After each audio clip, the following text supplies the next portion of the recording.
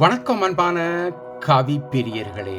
நீங்கள் மிக அண்மையில் அன்பானவர்களை மரணத்தில் இழந்திருக்கின்றீர்களா?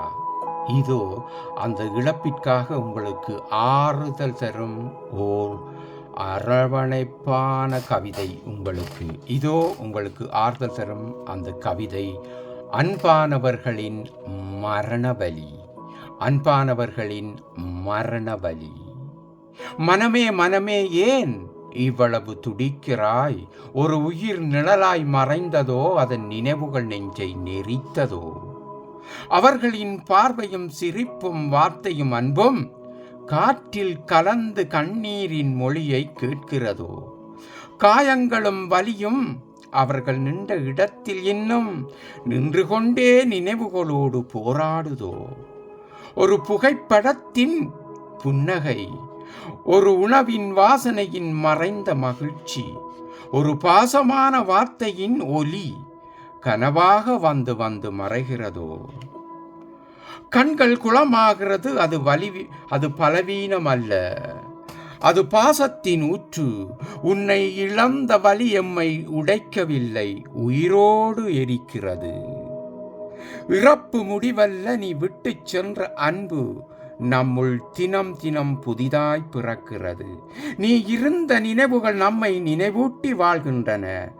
நாம் இழுக்கும் ஒவ்வொரு மூச்சிலும் நீ ஒரு நிழல் போல வந்து நம்மோடு வாழ்கிறாய். மனமே மனமே, ஏன் இவ்வளவு துடிக்கிறாய்? ஒரு உயிர் நிழலாய் மறைந்ததோ, அதன் நினைவுகள் நெஞ்சை நெரித்ததோ? அவர்களின் பார்வையும் சிரிப்பும் வார்த்தையும் அன்பும் காற்றில் கலந்து கண்ணீரின் மொழியை கேட்கிறதோ? காயங்களும் வலியும் அவர்கள் நின்ற இடங்களில் இன்னும் நின்று கொண்டே நினைவுகளோடு போராடுதோ? ஒரு புகைப்படத்தில் உன் புன்னகை, ஒரு உணவின் வாசனையில் மறைந்த மகிழ்ச்சி, ஒரு பாசமான வார்த்தையின் ஒலி கனவாக வந்து வந்து மறைகிறதோ? கண்கள் குளமாகிறது, அது பலவீனம் அல்ல, அது பாசத்தின் ஊற்று. உன்னை இழந்த வலி எம்மை உடைக்கவில்லை, உயிரோடு எரிக்கிறதே. இறப்பு ஒரு முடிவல்ல, நீ விட்டு சென்ற அன்பு நம்முள் தினமும் புதிதாய் பிறக்கிறது. நீ இருந்த நினைவுகள் நம்மை நினைவூட்டி வாழ்கின்றன. நாம் இழுக்கும் ஒவ்வொரு மூச்சிலும் நீ ஒரு நிழல் போல வந்து நம்மோடு வாழ்கிறாய்.